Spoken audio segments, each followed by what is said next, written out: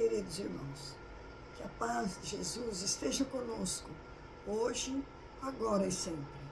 Vamos começar a nossa fala de hoje sobre a virtude, que é uma qualidade moral que devemos conquistar aqui na Terra.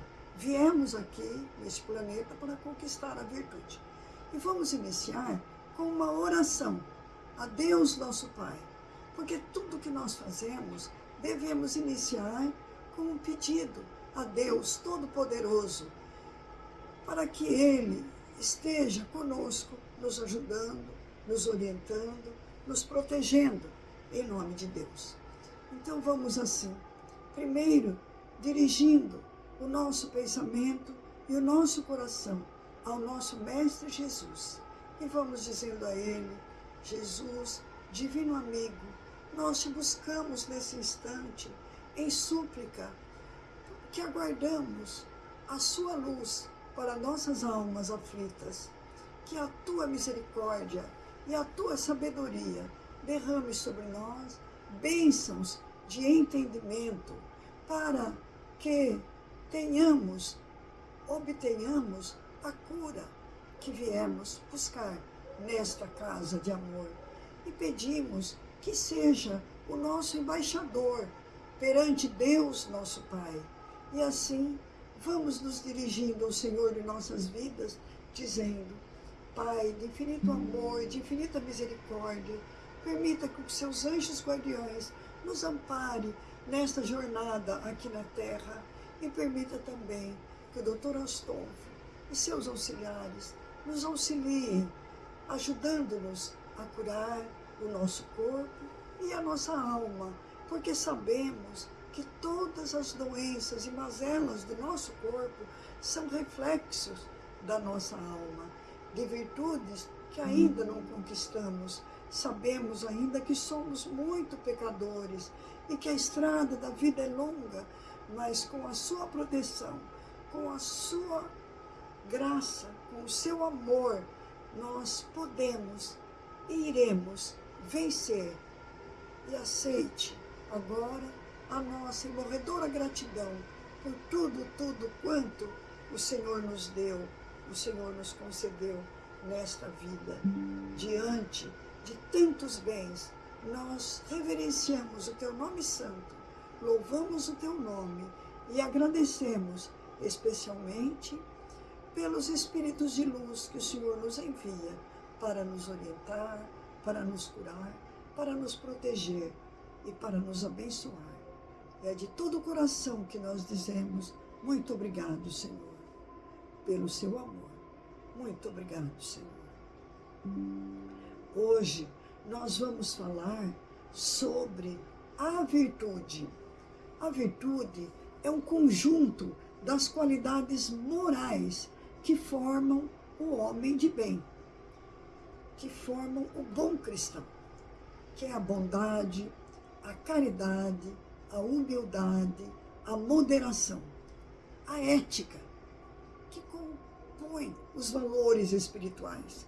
Enquanto nós não conquistarmos a virtude, nós não chegaremos ao reino de Deus, ou seja, não colocaremos o reino de Deus dentro do nosso coração. Esse item, a virtude, está no Evangelho segundo o Espiritismo, no capítulo 17. O capítulo 17 chama-se Sede Perfeitos. Isto é, Jesus está dizendo que nós devemos ser perfeitos.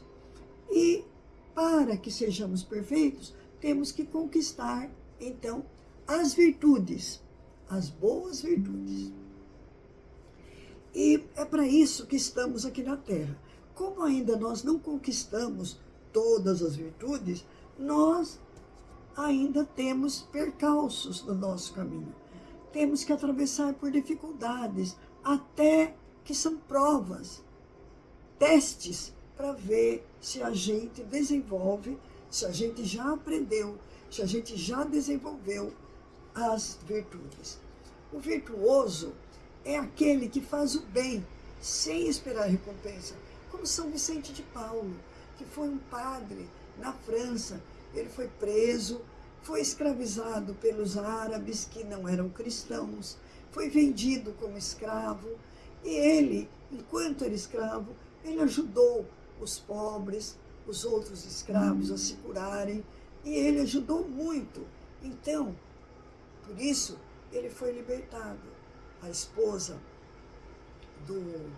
daquele senhor, que era o senhor de escravo, ela tinha muita piedade dele e pediu que o libertasse.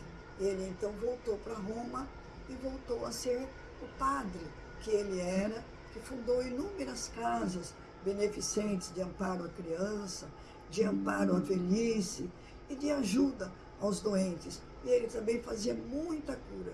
Um outro virtuoso foi João Batista Vianney, um outro padre francês que era muito pobre, ele não conseguia aprender o latim, ele tinha muita dificuldade para aprender a ler, porque ele era muito pobre, veio da lavoura, e aí ele, de tanto praticar a caridade, ele foi sagrado padre pelo bispo, e ele fazia as pregações e as curas. Ele fazia tantas curas que o Papa chegou a visitá-lo na cidade de Ars, que significa arte, aonde ele morava.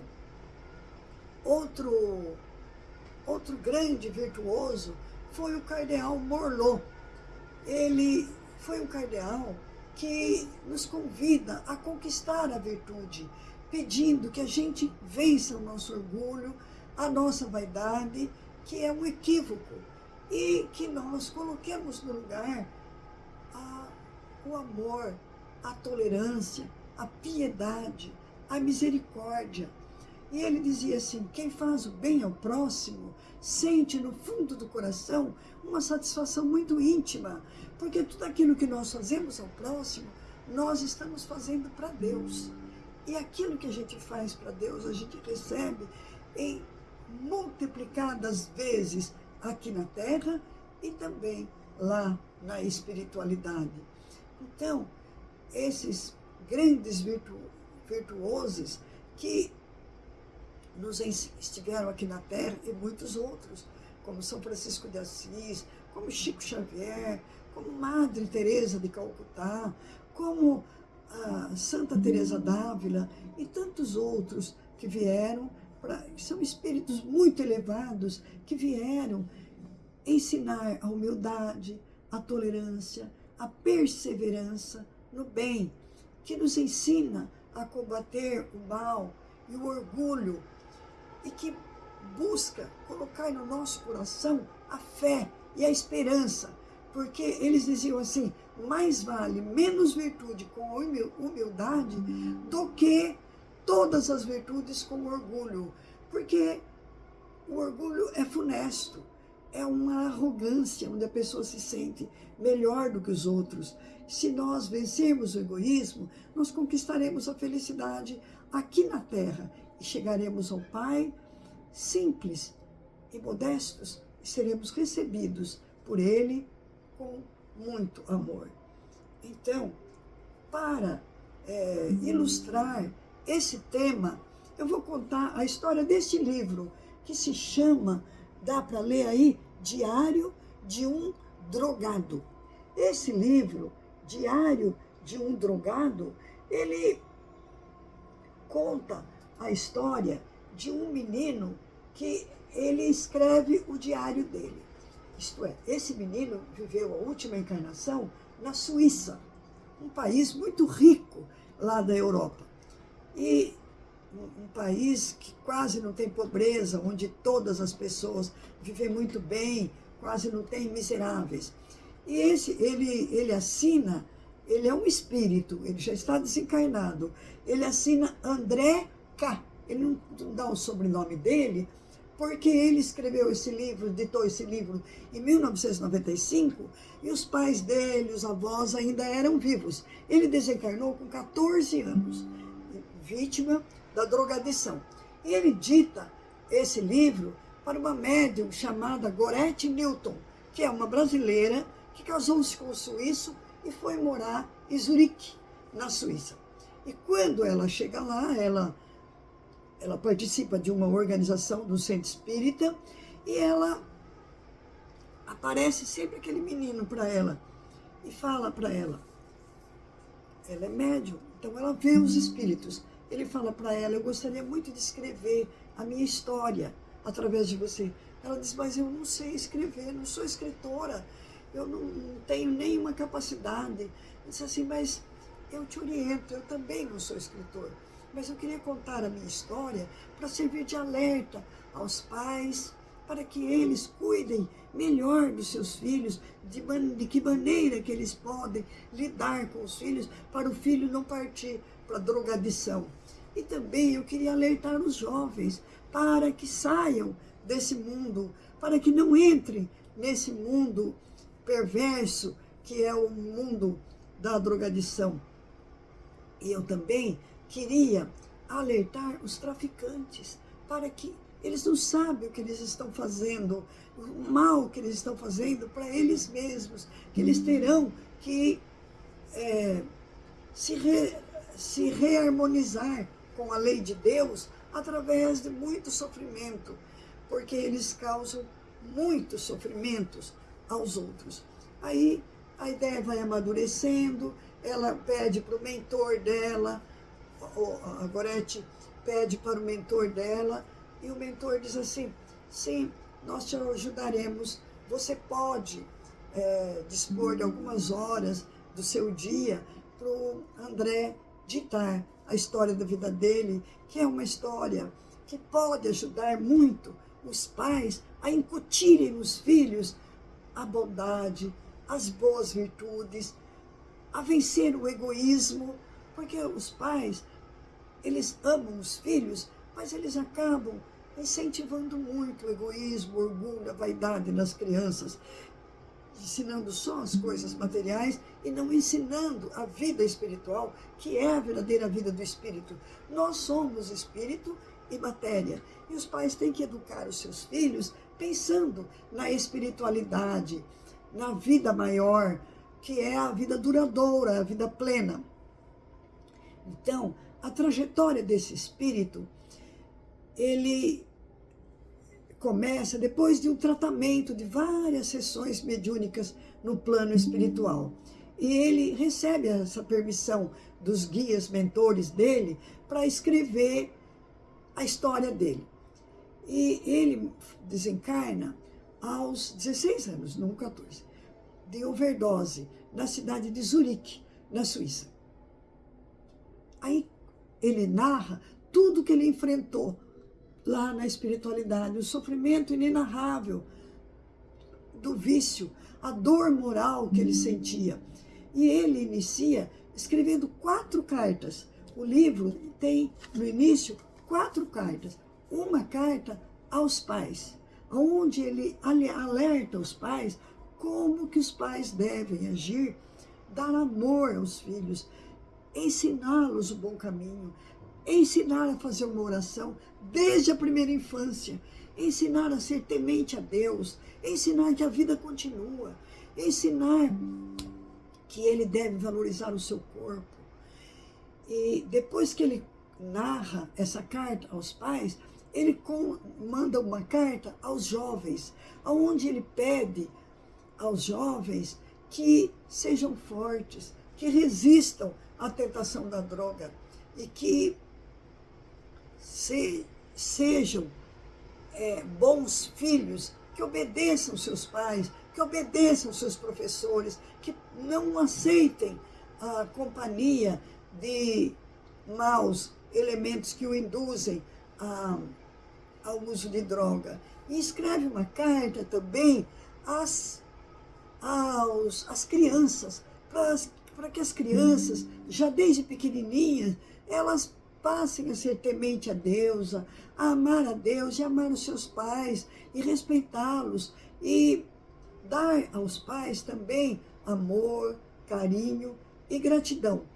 E aí ele escreve uma 4ª carta aos que vendem as drogas, onde ele pede que eles reflitam muito antes de fazer isso, que existem 1000 maneiras de ganhar dinheiro sem precisar vender substâncias que destroem a família, que matam as pessoas, que foi tão difícil. E depois aí ele começa a contar a vida dele, como que foi a vida dele aqui na Terra.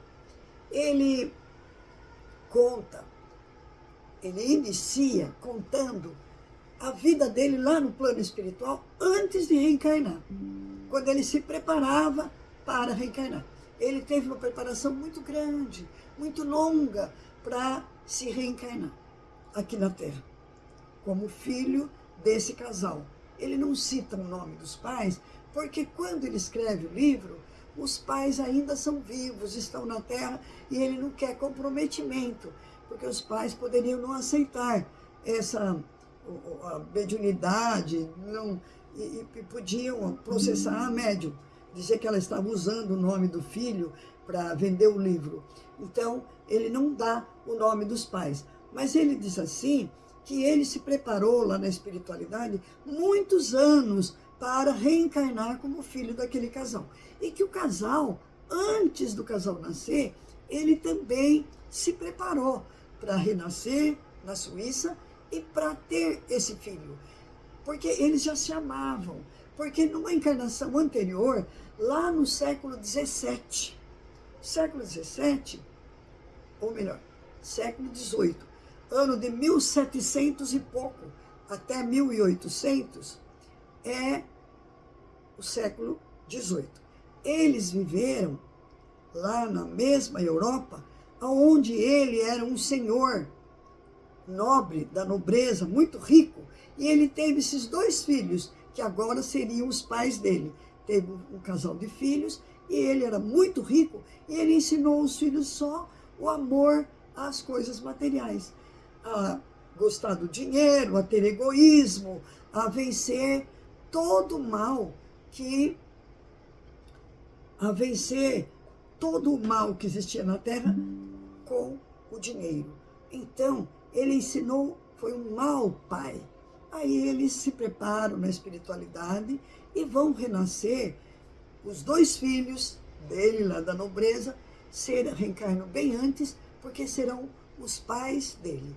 Enquanto os pais nascem e crescem lá na Suíça, ele está se preparando para ser forte nessa espiritualidade. Para agora, ele que deseducou os filhos, ele agora educar os pais através do amor, do carinho, da proteção, da ajuda.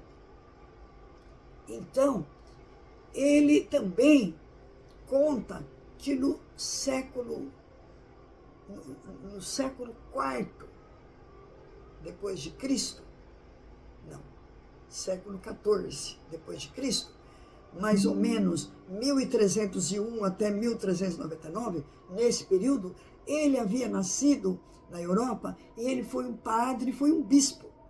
Embora ele tinha o dom da oratória, era muito querido porque sabia fazer palestras muito bem, ele utilizou muito da religião, era astuto comercialmente, para ficar muito rico. E ele usou da religião, usou mal os conhecimentos e a habilidade que ele tinha de conquistar fiéis. E ele ganhava muito dinheiro, mas ele utilizou para si. Então, no século XIV, ele foi bispo. Teve outras encarnações. No século XVII, XVIII, ele foi nobre. Foi os pais desse casalzinho, que seriam os pais dele agora, na Suíça. Então, Deus, ele permite que a gente se reencarne para a gente se harmonizar com aqueles com quem nós prejudicamos na outra vida.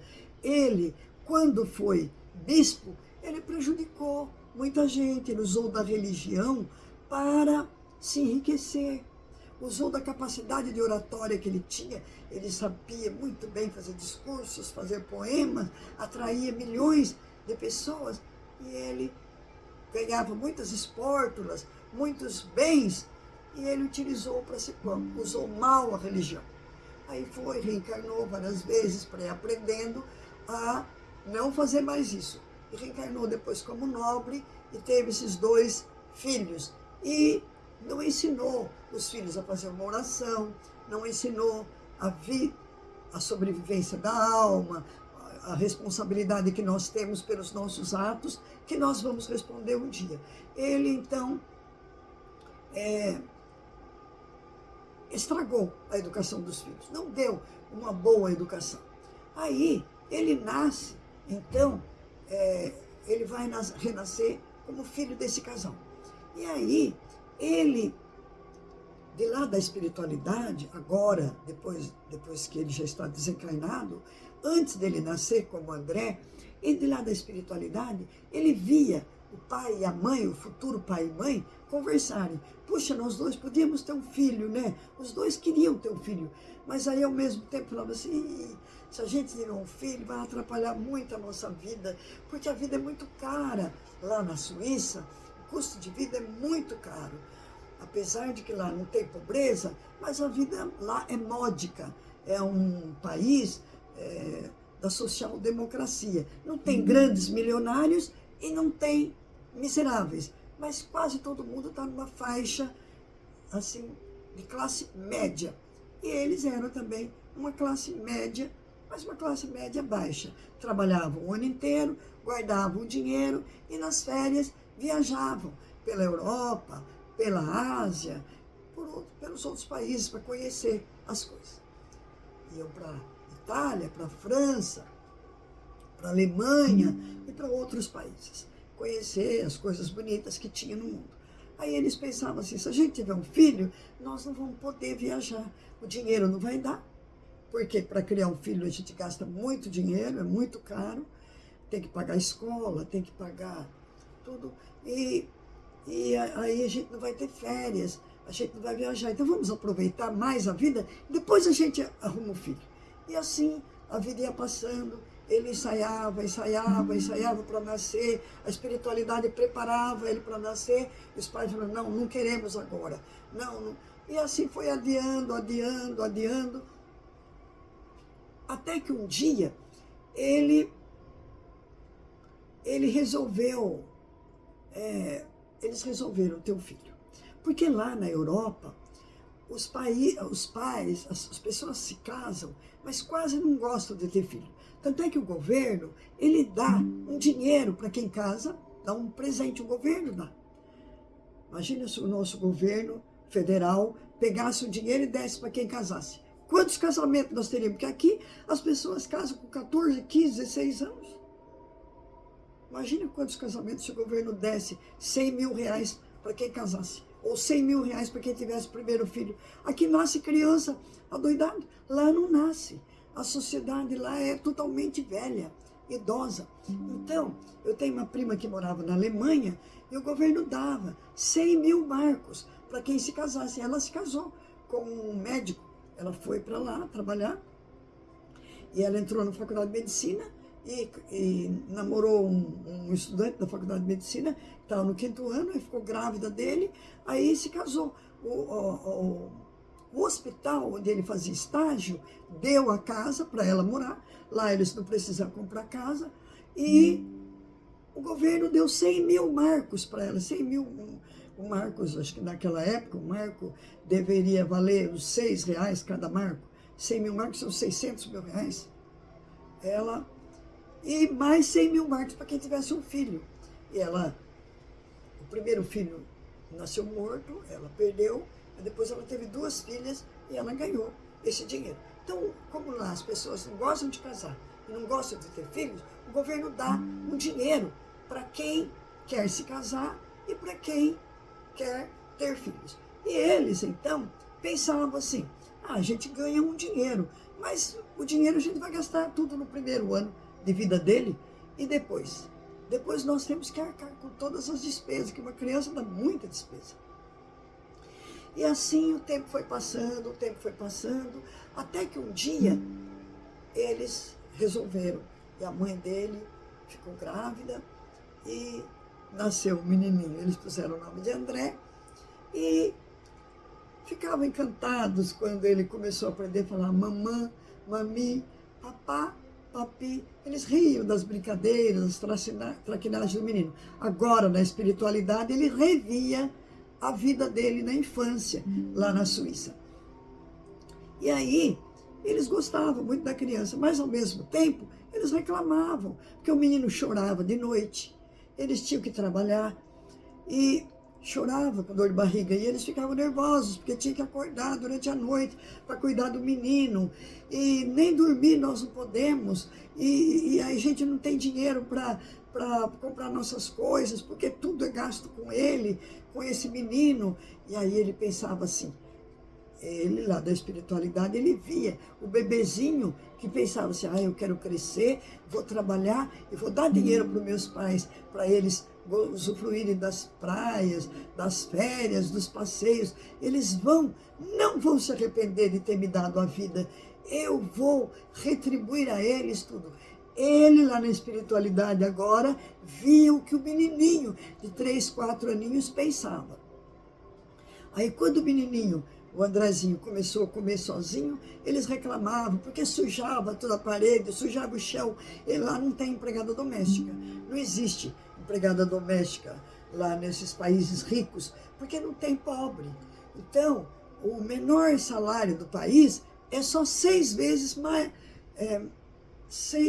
menor do que o maior salário. Então, por exemplo, se o salário mínimo vamos supor aqui, se o maior salário do Brasil é 30 mil, o menor salário é 5 mil. Então ninguém pode pagar 5 mil para uma empregada doméstica. Porque se ela ganha 10, como é que ela pode pagar 5 para empregada? Não dá. Então, não existe empregada doméstica. É o casal que tem que fazer todo o serviço. Pode ser presidente da empresa, dono da empresa. Chega em casa, ele vai fazer a faxina, vai fazer a limpeza, porque não tem empregada doméstica. Porque os salários lá, mínimo, é muito alto, e o salário dos mais altos é achatado. São países da social-democracia. A Suíça e a Finlândia e a Noruega são considerados países mais justos do mundo, porque eles têm esse estilo de vida. O maior salário do país, que são dos milionários, vamos supor, 30 mil. E o menor salário, ninguém pode ganhar menos do que 1/6 de 30 mil, que seria 5 mil. Então não existe empregada doméstica, não existe faxineira, não existe guarda, não existe porteiro, nada disso. É tudo as pessoas que têm que fazer. Também não tem ladrão, não tem nada disso, porque a educação é completa, é o dia inteiro na escola, e eles aprendem tudo desde pequenininhos, e aí ninguém parte para o roubo. É muito difícil ter um crime, um roubo, um assalto, tudo isso. Então, os pais do André brigavam. Um falava para o outro, é lógico, por que você quis ter filho? Você quis ter filho, agora aguente. Nós não temos férias, nós não podemos passear, nós não podemos comprar nossas coisas, porque é tudo para ele, e ele chora de noite, não deixa a gente dormir, faz uma sujeirada quando vai comer. E assim, o menininho, passou a ser uma pessoa triste, porque ele percebia que ele era um estorvo da vida dos pais. Ele não era o amor da vida dos pais. Ele sentia que precisava receber mais amor. Que ele pensava assim, será que eu sou tão péssimo assim? Que eu só faço mal? E ele desejava morrer. Desde pequenininho, ele já desejava morrer. Não conseguia dormir de noite, pensando, meu Deus, como que eu posso ser tão sem valor? Eu só estrago a vida dos meus pais. Eu não sou a alegria da casa como eu gostaria. E assim ele foi adquirindo uma depressão. Passava o dia angustiado, à noite não conseguia dormir. Durante o dia ele via os pais brigarem. Passaram a tratá-lo, então, com palavrões, e com berros e tapas. E assim ele foi crescendo, sofrendo muito, muito angustiado, porque ele não recebia amor de lado nenhum, porque o pai e a mãe não gostavam dele, então eu não presto, eu não valho nada, eu quero morrer, porque eles dizem que se sacrificam por mim, para ter que me dar de comer e de vestir, que eu só dou trabalho. Aí ele não conseguia também se concentrar na escola. A professora ensinava, mas ele ficava divagando. Por que que eu sou tão infeliz? Por que que eu só estrago a vida dos meus pais? E passava a aula brincando, atrapalhando a aula, e a tristeza aumentava cada dia. E aí os pais eram chamados, a psicóloga chamava os pais, atenção, diziam que os pais tinham que educar o menino, porque ele não podia estragar a sala de aula e ficar brincando e desobedecer a professora. Aí chegava em casa, quando ele chegava em casa, os pais agrediam mais, brigavam com ele. Então, cada dia a tristeza aumentava, ele vivia só triste, cabrunhado, chorando. Aí, ele observava que lá na escola tinha um colega chamado Weber. E esse Weber vivia cantando, era cabeludo, não cortava o cabelo, e vivia correndo e alegre, cantarolando, brincando. Um dia ele vê o Weber correndo na hora do intervalo das aulas, e ele falou: ô Weber, onde você vai com tanta pressa? Ele falou: vou buscar um brilho. Brilho? Que é isso? É a felicidade. Felicidade? O que é a felicidade? Ih, você é careta mesmo, hein? O Weber falou. Aí o André ficou envergonhado e falou: tá bom, cara, vai lá, vai ser legal. O legal é muito mais do que legal. Você não sabe o que é a felicidade, você não sabe o que é ter brilho. Aí o André pensou: ai, como eu gostaria de ser feliz. O que será que é a felicidade? E aí saiu da escola e ficou vagando pelas ruas. Chegou tarde em casa. Sua mãe o repreendeu: e são horas de chegar? Onde você estava? De agora em diante, você que vai fazer sua comida. A mãe falou: eu não vou mais cozinhar para você. Não vou lavar tua roupa, não vou cuidar de você. Eu não recebo nada em troca. Me fartei de você. Até hoje eu dei. Você não me deu valor? Agora você vai cuidar de si. Aí ele diz assim que agora que ele estava na espiritualidade e recebendo o tratamento de um outro nível, sabendo da compreensão do relacionamento que se deve ter para com os pais, ele agora tinha consciência de que todos nós somos filhos de Deus e que precisamos ter fé e esperança, e que a fraqueza dos nossos espíritos não dava essa coragem, e que os pais eram difíceis, mas que tinham a missão de educar, corrigir os defeitos dos filhos com amor, com disciplina. E agora ele diz assim: e eu, como filho, deveria ter sido mais amoroso, mais tolerante, ajudar os meus pais, porque na outra encarnação eu não fui um pai afetuoso, educador, paciente. Eu havia só ensinado a gostar do dinheiro, adquirir tudo que era bens materiais, só superficialidade. Agora era a minha vez de amá-los, de ensinar-lhes o amor, para que deixassem de ser tão materialistas e egoístas. Agora eu percebo que eu falhei como pai e falhei como filho. Aí, voltando à vida da terra, ele dizia assim que os dias se passavam e ele comia qualquer coisa, porque não gostava de fazer comida. Chegava atrasado na escola, não aproveitava a aula, tinha um péssimo comportamento, foi encaminhado à psicóloga muitas vezes, e a psicóloga entrava em contato com os pais. Cada vez mais os pais se revoltavam com ele, e ele tinha um vazio na alma, um desalento, um sofrimento tão grande. Como que ele ia preencher esse vazio? É porque ele não recebia amor de ninguém. Ele queria tanto ser amado pelos pais. Ele amava os pais, mas ele não suportava aquele comportamento desregrado dos pais, desagradável para com ele. Então, ele foi procurar de novo o Weber e desabafou com ele todo o seu sofrimento. Aí o Weber explicou: olha, a vida, André, não é só esperar a morte chegar. A humanidade não vale nada. Nós temos que viver o agora. Eu tenho 1000 amigos que são amigos de verdade, que curtem comigo a paz, a onda de se desligar desse mundo e viver o brilho da vida. Aí o Daniel perguntou, mas você está falando de droga? Não, estou falando da felicidade, da maravilha que é viver o brilho, a vida com brilho. Mas você deixa de ser careta, porque quem fala que a droga faz mal é a sociedade.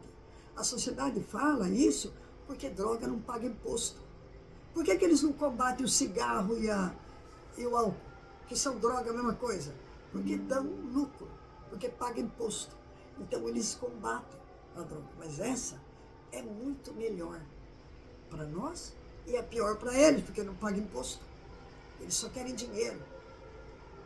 Aí ele falou, mas escuta, a droga destrói a pessoa, acaba com a vida. O Weber disse, então por acaso eu estou morto? Eu estou vivendo a vida plena. Olha como eu tenho saúde. Quem faz o mal é a sociedade.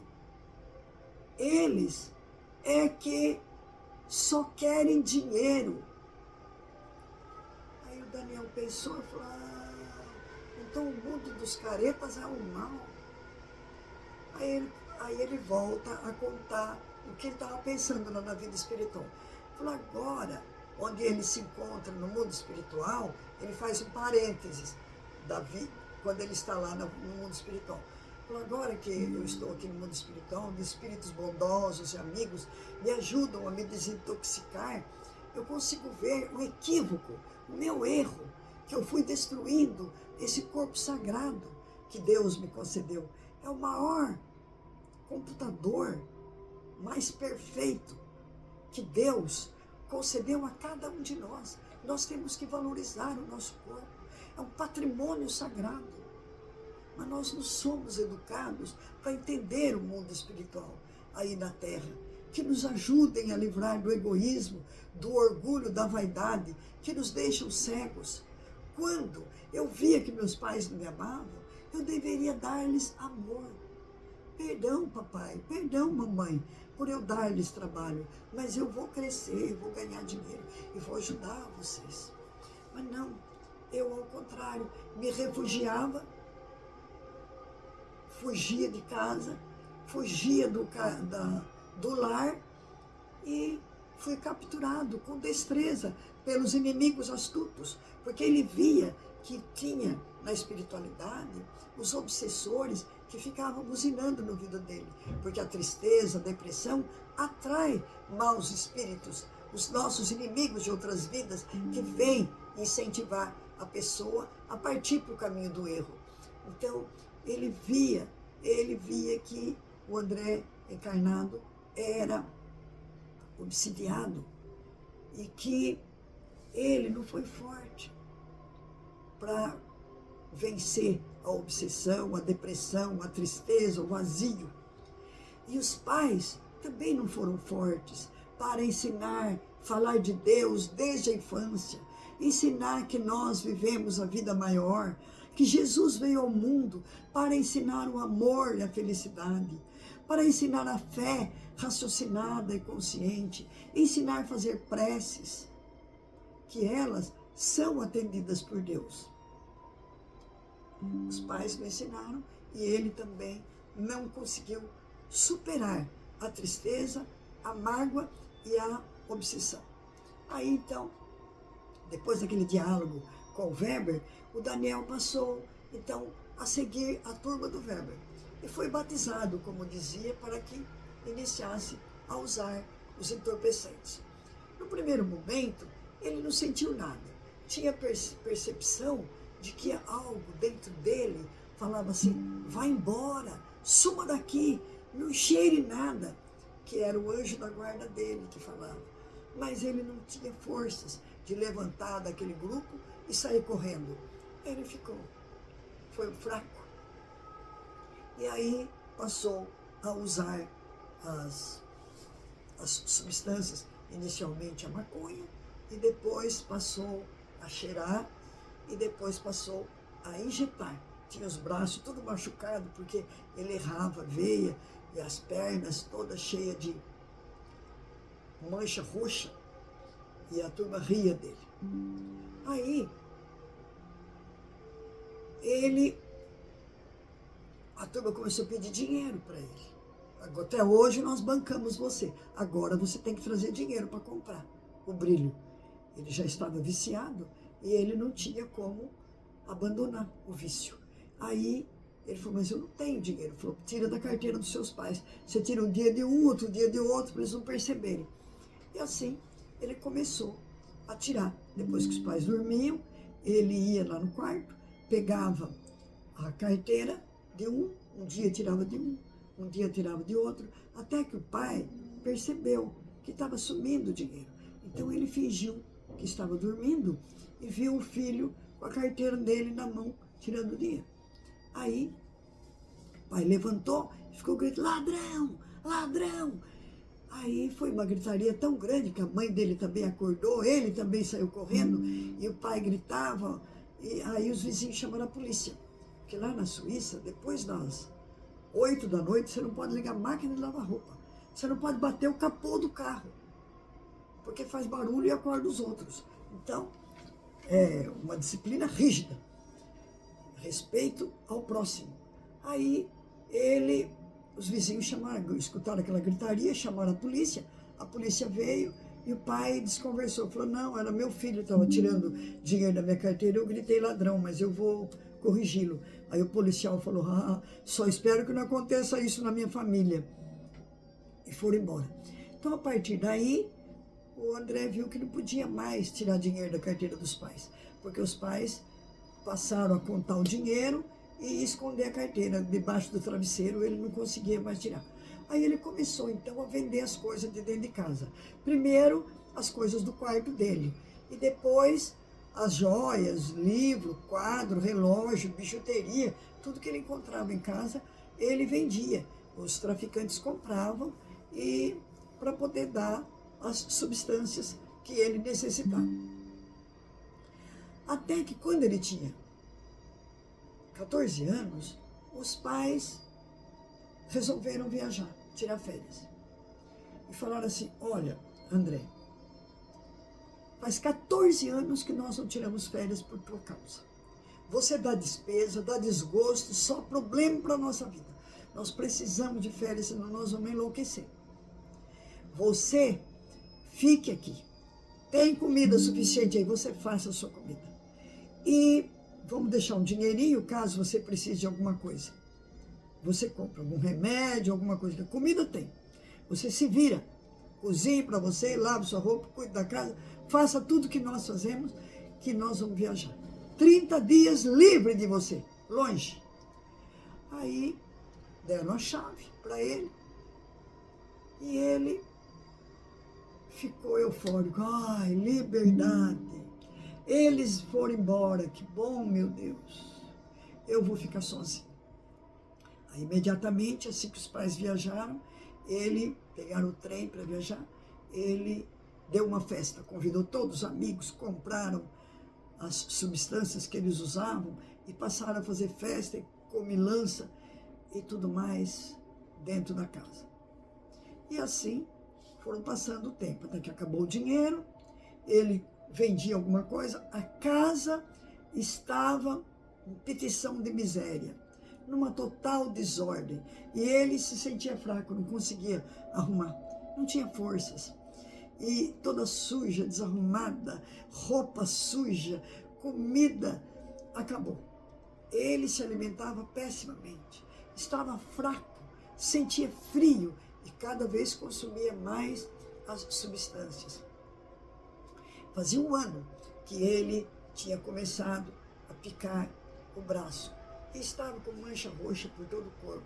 O desespero era grande, pensando, meus pais vão voltar, o que vai ser de mim? Ele pensava.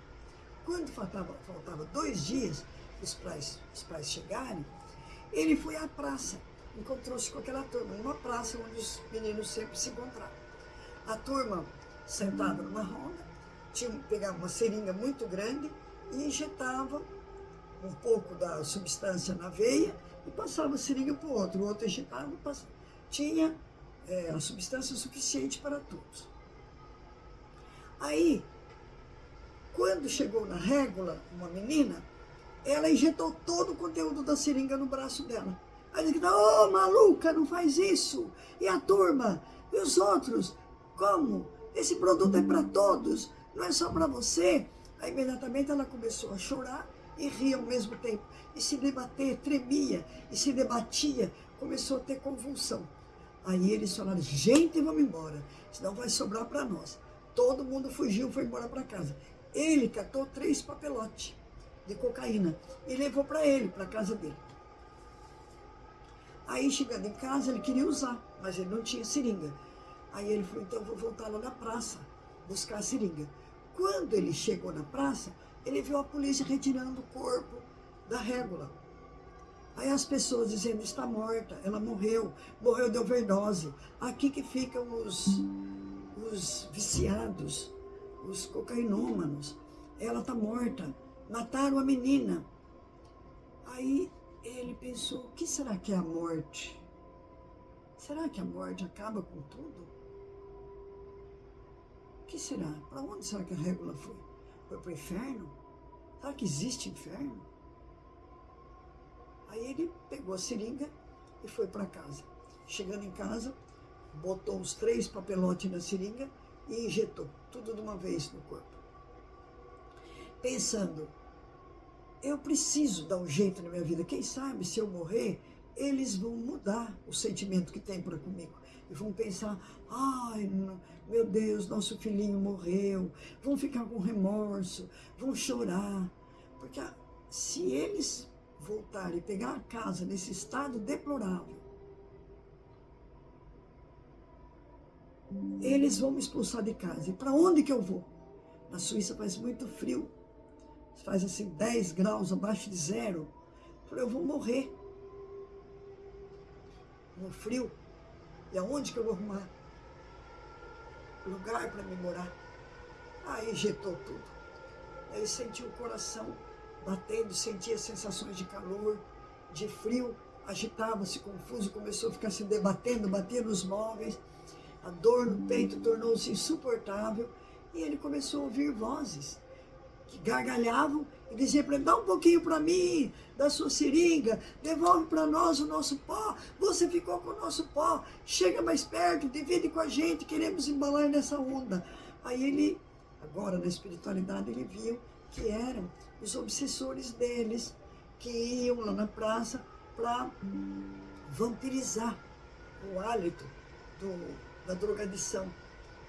Aí eram os desencarnados que tinham aquele vício. E aí ele ouvia falatório, grito, risada, e eles diziam, dá um pouco para mim.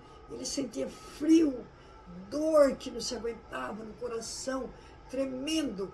Aí ele foi se escondeu debaixo da mesa, tinha uma mesinha no quarto dele, ele se escondeu lá debaixo da mesa, ficou todo encolhido, e quase que adormecido, escutando aquela gritaria, quando ele escuta a voz da mãe dele. Meu Deus, o que aconteceu? Que casa bagunçada, que é isso? O nosso filho está morto. Aí que ele entendeu que ele estava morto. O corpo dele havia morrido, né? A mãe chorou, mas o pai não derramou uma lágrima. Veio, constatou que o filho estava morto, chamou a polícia. Contou a história, aí ele ficou bobo. Como é que um pai não chora com a perda de um filho? Ele nunca me amou. Esse pai é um monstro. E ele continuava, então, todo machucado, todo dolorido, encolhido lá debaixo da mesa, quando a polícia chegou e levou seu corpo. Agora, lá na espiritualidade, ele narra quanto que ele teve pena daqueles pais. Por que, meu Deus, eu não os ajudei a desapegar-se da matéria? Porque fui eu que incuti neles o egoísmo, o amor ao dinheiro e às facilidades. Eu que ensinei o desamor, o egoísmo, a vaidade, quando fui pai deles. Eu era da nobreza, ensinei a vida material, só o apego ao luxo, a vaidade, o egoísmo, as coisas que o dinheiro compra. Mas agora, que pena dos meus pais, eu não pude ensiná-los Aí, voltando à vida material, ele fala que o corpo dele foi levado para o Instituto Médico Legal, um instituto lá, onde o corpo dele era todo assediado por vampiros que sugavam as energias, porque o corpo dele estava muito cheio de droga e ele exudava, né? Assim como a gente sua, ele também tinha os vapores da droga. E eles ficavam vampirizando, aqueles espíritos vampiros horrorosos, ficavam sugando o corpo dele. E aí ele ficou horrorizado de ver aquilo. Que coisa horrível, meu Deus. Aí, com o passar dos dias, o corpo dele foi enterrado, ele começou a sentir falta da droga, aí ele foi lá na praça e começou também a vampirizar os outros. E ele observava que todos os amiguinhos dele, inclusive o Weber, que era o traficante, eram filhos de lares desajustados, de pais que não amavam os filhos, que não tinham Deus, que não faziam orações, que não ensinavam aos filhos o amor ao próximo, o amor a si mesmo, o respeito ao corpo. E muitos deles haviam reencarnado em famílias de inimigos de outras vidas. Eram pessoas com as quais eles fizeram grandes inimizades. E a única solidariedade que ele via era que existia entre a turma. Todos sofriam a perda do companheiro Daniel, mas o Daniel estava vivo ali, cheio de trevas, mas um pleno dia ao redor deles. E de vez em quando ele observava que chegavam algumas pessoas vestidas de branco e que a roupa deles era translúcida, cor da lua, cor do luar. E de vez em quando eles pegavam algum daqueles companheiros, laçavam, amarravam e levavam. Outros iam espontaneamente, outros iam amarrados. Aí ele começa a perguntar para os outros desencarnados, que também vampirizavam a turma como ele, quem são esses soldados de branco aí? Aí eles diziam assim, são os babacas que se deixam levar pelas idiotices desses carolas, são carolas. Falei, mas eles têm luz, eles brilham, deixa disso, quem tem brilho somos nós, eles são os infelizes. Aí o Daniel ficou pensando, será que eu não vou me deixar me prender também? Vou ver o que acontece do lado de lá. Estou cansado desse sofrimento. É muito tempo que eu estou aqui, nesse sofrimento, nessa escuridão. E quando esses policiais de luz chegaram, ele se aproximou e falou para um deles, vocês não vão me amarrar? Não, você veio por sua vontade, nós não precisamos atá-lo. Aí na hora ele teve medo do desconhecido, mas resolveu se aventurar. Eu vou, se não der certo, eu fujo. E levaram ele para um lugar silencioso. Há anos ele nunca tinha participado do silêncio. Era só gritaria, zoeira, zombaria, palavrões, uma gritaria infernal, gemido. E agora ele sentia o silêncio, uma calma. Ele falou, se isso daí é o inferno, eles estarão me levando para onde? Será que existe outro lugar que não é o inferno? Quando ele estava pensando assim, o senhor de branco avisou, o inferno, meu filho, é uma criação nossa, que está dentro de cada um de nós. É a dor que resulta da nossa liberdade mal utilizada. Quando nós utilizamos a nossa liberdade para fazer o bem, para fazer a caridade, para exercer o perdão, para exercer a misericórdia, nós atraímos luz para nós, atraímos o céu para dentro de nós. Mas quando nós partimos para a ignorância, para fazer o mal, o egoísmo, a vaidade, a intolerância, nós atraímos o inferno para dentro de nós. Aí o André pensou assim, será que esses aí que são os anjos que falam, que a igreja fala? Aí ele só pensou E o homem respondeu para ele, o espírito de luz respondeu para ele, não, nós não somos anjos, nós somos filhos de Deus igual a você.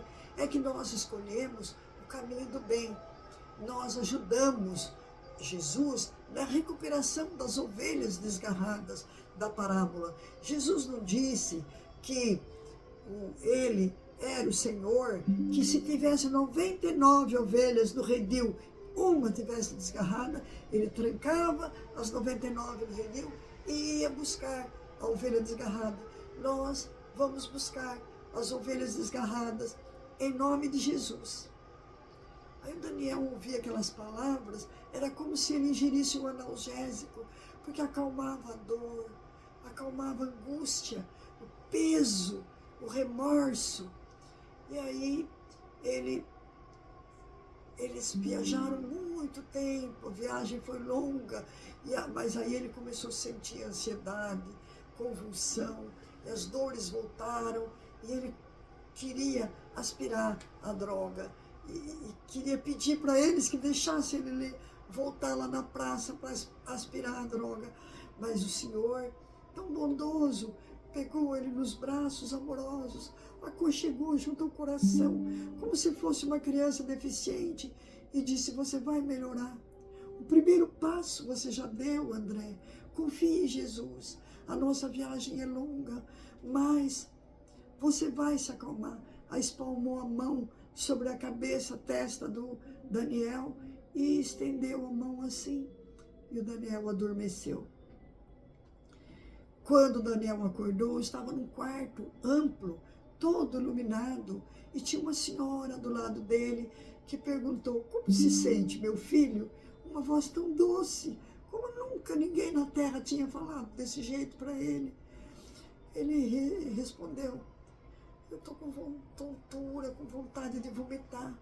Ela disse assim, pois então, meu filho, pegou o recipiente, colocou, com uma mão ela segurava o recipiente, com a outra ela segurava a cabeça dele com muito amor e falou, pode vomitar, meu filho, solte tudo o que você quer. Ele parecia que ele expelia órgãos inteiros, ele não se conformava, tanta coisa que ele vomitou, parecia que ele estava vomitando o rim, o estômago, o coração, o intestino inteiro, porque eram imensos, tudo sanguinolento, cheirando mal. E ela disse assim, não se impressione, confie em Jesus, você está expelindo os resíduos da droga. Eu falei, mas como que eu tenho corpo se eu já morri? Como que eu tenho órgãos?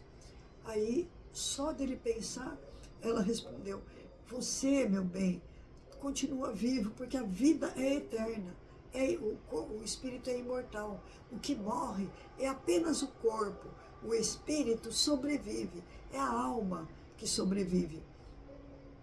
Aí, passados uns dias, que ele já estava melhor, ele foi levado para um salão com paredes todas decoradas, com pintores renomados, com poemas, com música, um lugar lindíssimo, a céu aberto, que não tinha telhado, ou talvez um telhado de vidro, onde ele via as estrelas, o céu maravilhoso, e ele não entendia aquilo que se passava. E todos os enfermos, havia uma mesa com muitas pessoas sentadas fazendo oração, e eles foram colocados atrás, um de cada médium. Depois ele ficou sabendo que eram médiums, e ele foi colocado também atrás de uma senhora. E aí ele fala assim que hoje, conhecendo um pouco mais de Jesus, ele agradece a Deus, a Jesus, o amor, a misericórdia e a caridade que eles dispensaram ao André, porque ele ouvia palavras de conforto, de consolo, de esperança, mas sentia ainda desejo de consumir as drogas. Aí um senhor veio, pegou-o no colo e abraçou junto ao coração, aqueceu ele e disse assim, você quer voltar ou quer permanecer conosco? Ele tremia, tinha convulsões e respondeu assim, ajuda-me se o senhor puder. Aí ele se sentia à beira da morte, ele falou, eu vou morrer, porque eu estou me sentindo muito mal. Aí o homem aplicou um passe, ele adormeceu, E ao longo dos dias ele foi passando por muitas terapias, por muitos tratamentos, e sentia a doçura do amor, da esperança, as vibrações de carinho, a proteção, os abraços. E os tormentos se acalmavam, passava a fome, passava o desejo de usar drogas. Aí quando ele se recuperou mais, depois de inúmeros tratamentos e terapias, ele passou a ver o passado delituoso dele, que ele foi rico e desprezou os pobres e não ajudava ninguém, que ensinou os filhos a serem orgulhosos, egoístas, ensinou os filhos a gostarem só do dinheiro. E também viu que no século XIV, mais ou menos, anos 1300 e pouco, ele foi um padre, um bispo católico, e tinha o dom da oratória, e usava do seu talento para enriquecer. Ganhava muitos espórtulos que o povo dava para a igreja, e ele usava tudo para ele. Aí tornou-se um homem benquisto, mas riquíssimo, graças às doações da igreja que ele recebia. Ao invés de fazer caridade, ele ficava com ela. Aí ele reconheceu que a vida não se resumia só na recuperação dos pais dele, mas que ele precisava desenvolver a inteligência para obter mais qualidades morais, para ajudar a todos aqueles que ele havia prejudicado, para também não deixar se levar pelos espíritos maus que queriam induzi-lo ao mau caminho. Aí ele disse assim: agora que eu venci as drogas, eu vou começar a minha vida do zero. Aí ele pediu aos mentores para ter uma nova chance e tentar ajudar aquelas pessoas que ele prejudicou das vidas anteriores, para que as pessoas conheçam o Cristo, para seguir os ensinamentos de Jesus desde a infância, para existir diálogo entre pais e filhos, para existir amor entre pais e filhos, que o filho é um tesouro e que os pais devem a eles amor e uma educação voltada para o Evangelho. Aí ele pede para contar a vida dele aos moradores da terra. E aí ele é levado ao centro, e depois de inúmeros tratamento de passes, e através da mediunidade, dos diálogos com os espíritos mais elevados, ele então é autorizado. Ele conhece a Gorete Newton, e ele pede para ela para contar a história da vida dele, e ele vai ditando então essa história. Ele escreve as 4 cartas e depois ele conta essa história dolorosa da vida dele, aonde ele fracassou como pai, fracassou como senhor da igreja, fracassou como filho, e que ele queria uma nova oportunidade, mas para isso ele ia se preparar melhor lá na espiritualidade. Aí ele termina o livro dizendo assim: amai-vos, porque somente o amor apaga a multidão dos nossos pecados. Por isso, temos que desenvolver o amor, primeiro aos membros da nossa família, depois aos membros da nossa sociedade e depois à humanidade inteira. Não temos que ver os defeitos dos outros, não temos que ver os erros dos outros, temos que ver as qualidades e desenvolver essas qualidades. E o segundo mandamento que Deus nos manda é para que a gente se instrua, para a gente estudar a verdade do Evangelho, estudar os ensinamentos cristãos, porque só o conhecimento é que vai nos libertar e nos trazer de volta a vida que o Senhor nos ensinou. Eu vou parar por aqui, porque eu já contei essa história que nos ensina a sermos bons pais, bons filhos, harmonizarmos com a nossa família, porque nós precisamos harmonizar com a nossa família. Esses dias, eu estava pensando, como eu sou advogada de muitas pessoas da minha família, eu trabalho muito, eu sou idosa, já passei da hora de parar de trabalhar, mas eu trabalho para eles. E eu percebo que eles, alguns, principalmente os jovens, abusam de mim. Eles não mandam os documentos no prazo que o juiz determina. Eles não providenciam documentos. Eu mando o dinheiro para eles fazer o favor de ir pagar as custas, que custas judiciais é um preço que o judiciário cobra. Eu mando dinheiro, mando boleto, falo, você tem 5 dias para pagar. Passa 5 dias, eles não respondem, não me atendem no telefone, que eu moro longe. Eu moro em Natal, no Rio Grande do Norte, e muitos moram em São Paulo, no Rio de Janeiro, no interior. E aí eu brigo com eles, maltrato, e falo, como que vocês fazem isso comigo? Eu sou uma profissional, eu trabalho, eu sou idosa. Brigo com eles. Aí eu falei, eu tive pensando, meu Deus, eu tinha que ensinar para eles o amor. Eles são sangue do meu sangue, são filhos dos meus irmãos. Eu escolhi esses parentes para mim. Por que eu não os ajudo? Ao invés de eu brigar com eles, eles ainda não sabem que precisam ajudar os idosos. Eles não sabem disso, que eles são jovens. A vida só mostra facilidade para eles. Como eu me arrependo, como eu peço a Deus que eles me perdoem, como eu peço a Deus que eles me compreendam, que eles me desculpem, que dê a oportunidade de eu pedir desculpas para eles, de eu ter feito isso, porque eles não sabem, eles são jovens. E então eu comprei apartamento para um, ele vendeu, jogou fora o dinheiro, me bloqueou nas redes sociais, eu fiquei chateada. Eu ajudei uma outra, os que eu ajudei todos, muitos nem lembram que eu existo, e eu fico às vezes magoada, falo, nossa, como é que pode?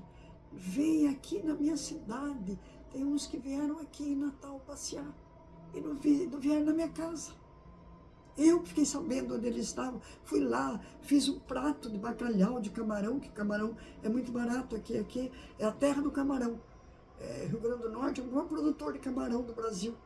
E eu fazia um prato e ia lá levar no hotel para eles. Eles não vieram na minha casa, não vieram me visitar.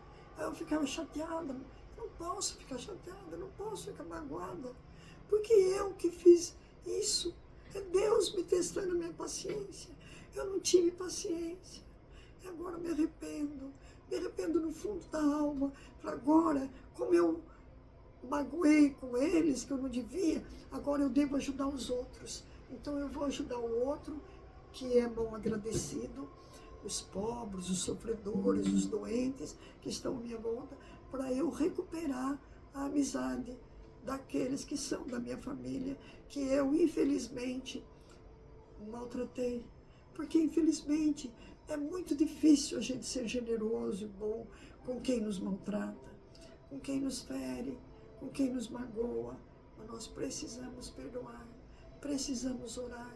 Agora, então, eu ajoelho e peço perdão a Deus, a todos que eu fiz o mal, impensadamente, tolamente, por ignorância.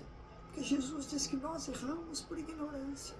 Nós temos que acertar, por isso que precisamos conhecer a verdade. Nós ignoramos a verdade. Quando fazemos o bem, quando perdoamos, quando toleramos, quando ajudamos, quando suportamos, nós atraímos para nós luz, espíritos de luz, que nos orientam a fazer as melhores escolhas, que nos orientam na hora do sofrimento a calar a boca, a não sentir mágoa, a não sentir dor.